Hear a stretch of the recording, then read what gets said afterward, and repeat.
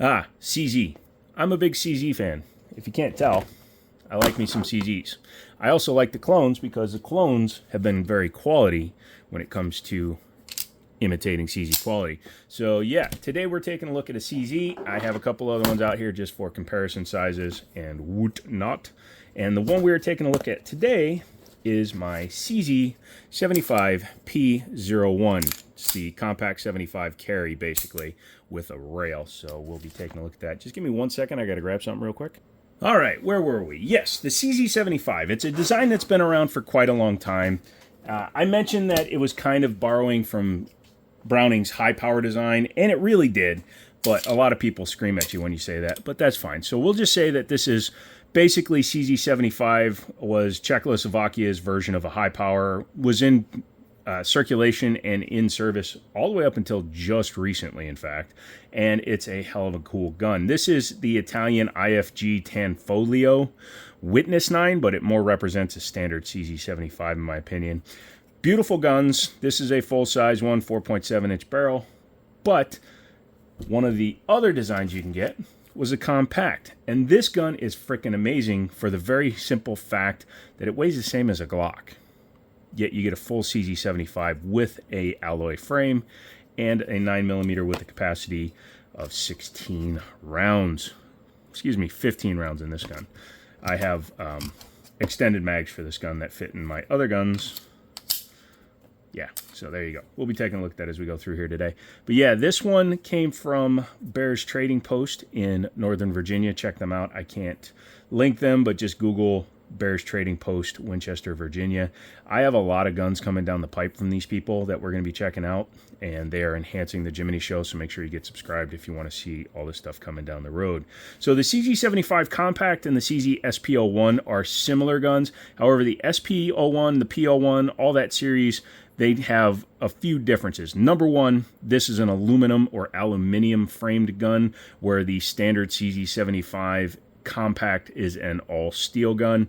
This gun is double action, single action with a decocker, where some of the guns, such as the slightly larger big brother to this guy, the SP01, yeah, told you, I really like my CZs. But yeah, this one is double action with only a safety. So this gun was designed completely with carry in mind, lightweight, all that good stuff. It's been slightly modified, different sights, fiber optic front, very much nicer rear sight on that. It's only adjustable for windage, but that's okay.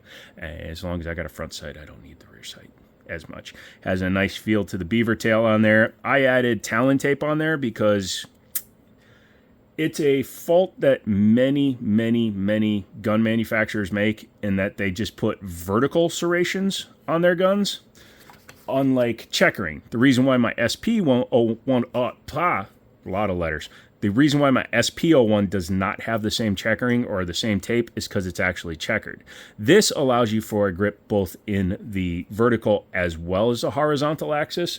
A vertical striation only works this way, so it'll keep you from pulling yourself off as much. When you have vertical serrations, you can still get recoil issues, which is kind of the reason for checkering in the first place. This one, again, is modified, has some different G10 grips on it, has a Cajun Gunworks adjustable trigger in it. Other than that, though, the rest of the internals, the springs, the control group in the back here, the ejector pack, as it's called, it looks to be 100% stock. And yeah, Talon tip, man. Talon tape is the top tip for tape on the Talons, yo. But yeah, really nice. I really like this gun. It has a really nice feel in the hand for a compact frame gun. Has drop-free mags, and any CZ75 mags will work in it. The mag release is, and the decocker and everything are only on the right hand shooter side. But yeah, you can run full-size mags. You can even run mags from other companies. These are Chris SDP mags from the Chris Sphinx, which is actually the other gun I have here for comparison. So this gun has been imitated many times. This is actually the Chris Sphinx variant of this gun. You can see they're very similar. I even put fiber optic front on that one as well. This is actually my buddy Daniel's. I gave it to him as a gift, but I wanted it for the video, so he borrowed it back to me. Yay. Thank you, Daniel. Yeah, inside the box, you get closed cell foam. You get 2 mags in the gun, or 2 mags plus the gun. I have a spare mag for it somewhere. Don't know why I have an extra 18 rounder laying around, but yeah, it originally came with 2 mags plus 1 in the gun. It had a flat base plate one, but I took that out. It has all my paperwork in there, but no gun lock, no cleaning kit. I'm fine with that. Very nice hard cases. I use these for storage. That's really all you use them for. Once you have them out, put them in your safe, put the guns in your range bag or your range case, and go to town. The CZ75 has a really decent trigger. This one still has, I keep saying but this one has a factory style trigger in it, so you can see pretty long travel.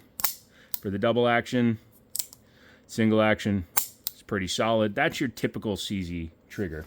The Cajun Gunworks trigger that's in here, we'll start it in double action, much smoother. You can see a lot less effort to pull it. The double action pull is probably somewhere in the 8-pound range. It's not light. It's not supposed to be. You want a slightly heavier pull in order to make sure that you aren't accidentally firing the gun.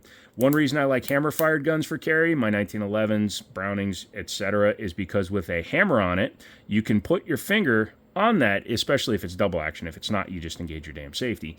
But if it's a double action, single action, you can put your finger on the hammer and disable it. So when you're reholstering, just put your finger on the hammer. You lessen the chance of snagging and firing the gun. This gun can be fired in single action as well. As you can see, it pulls the trigger way back to its set point, and boom, very light. Probably on this gun, it's in the range of just under 4 pounds on this trigger, and I like it. Comes right back out, audible, textile, or you can feel it. I'm probably going to change that grip screw, though. I don't like Phillips screws, but we'll wind up doing that. Front and rear slide serrations. The CZs tend to do a forward canted front with the standard old CZ75 style rear. Very easy to grab on this one because of the scalloping in it. It gives you a little bit of a ledge to grab onto. The fronts, again, also easy to grab onto. You can pinch it and do that. With the inverted rail system on these guns, it's nice to be able to have some material to grab onto. If you're running an optic, you pretty much have to use the fronts. Very nice. The front here, you can see it has an integrated secondary bushing, so that is actually pressed onto the slide so that the barrel has a more tight fit to it. Full-length guide rod in there. Very nice. And again, this one is a decocker, so you can take your gun, rack in your first round, decock it. It'll go to quarter cock, and then your first trigger pull is actually a little bit lighter, but that's how you would carry this gun because it does not go into safety. So yeah, otherwise you can just rack your round, finger, do that. Go very slow. If you release it too fast, you're going to have a boink going that way. But yeah, overall very nice. What do you say we pop the top off? So I'm going to use the base plate of a magazine just because it's a lot easier. CZs are different from a lot of other guns in that they have marks here on the back of the slide. Just got to line them up. Then I take a mag, push that through, and pull it apart. You don't have to pull the trigger on these because they are hammer fired. This guide rod, I can't remember. So, nope, not captive, but it is a metal one. Not sure if that's an upgrade, if that's actually a Cajun Gunworks as well. Not 100% sure on that. Take your barrel out. As you can see, it's got Browning's link and locking lug. So unlike, the cam style, the 1911s have a swinging link. This was a much better setup for it, much less. It eliminates an entire moving part, so it actually makes the gun more reliable. Has a single lug up top, unlike the 1911s, which have dual lugs on top of the barrel. Yeah, overall very nice. They did this polishing here on the slide rails. The previous owner, not Cajun. Cajun has not touched this gun, according to what I understand. It was done by the previous owner. And looking down there, you can kind of see how the sleeve is in there for the barrel. Again, that can be changed if it gets damaged or if you're insane and you decide to put a different barrel of some other caliber in there. Very nice. I'm going to put that back together before I forget. There we go. Set that down. The frame is so light. So light. Being aluminum, it makes it very easy to excuse me, makes it very light. Inside here, I was looking at the extractor pack, so it's not too terrible to actually modify these guns, but you do have to take them basically completely down. You have to take the spring out from under here and do all that fun stuff. So we won't obviously be doing that on this gun, but I may be throwing Cajun Gunworks single action only trigger into my SP01 here. With my DWX grips on there. Come back for that video. But yeah, let's go ahead and reassemble it. With the inverted rail systems, you can see there's a lot of real estate there for this slide to ride in. It doesn't really help with bore axis. It helps with felt recoil and recoil impulse, because what you're doing is you're stabilizing the slide and you have all that mass down in the rails. Wow, come on fingers, there you go. Very smooth, except for me. I'm not schmoove. But you just bring it back a little bit, get your slide lock started in there, come back to the same points, push it through, go ahead and rack it and crack it. So that is the SP01, excuse me, the P01. I'm looking at the SP01. This is a pretty awesome gun for carry. Gives you capacity, gives you old school triggers, better design, in my opinion, than a Glock or a Smith & Wesson, any of that stuff. And it will feel amazing when you shoot it. And they're not that expensive. These things come in at, you know, the mid-6s, which sounds like a lot, but not for an all-metal gun, especially not one with the history that CZ has. So if you are interested in getting one, get them now, because they may wind up discontinuing them. They did come out with the Shadow 2 compact, which kind of is replacing that gun, and the market will dry up.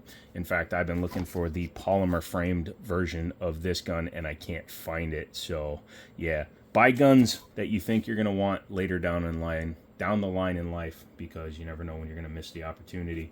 So I'd say that was it for this video. You can come back for that. I will be doing a direct comparison between these two in a separate video. I need to take them both to the range and see which one is better. Obviously, you can see this one is not double single. It's a double action only gun, whereas this one is the double single. So yeah, if you own one of these, let me know what you think. Come back for the live streams. Mondays, Wednesdays, Fridays. Contribute to the channel. We're working on giveaways, all that fun stuff. I want to make sure you guys are happy. I want to make sure you guys are engaged with the channel. So come back for all that. Halloween's coming up, and some of my enablers have bought me some weird shit to dress up as. So come back for that. I look forward to talking to you guys on the live stream. And as always, I'll talk to you later.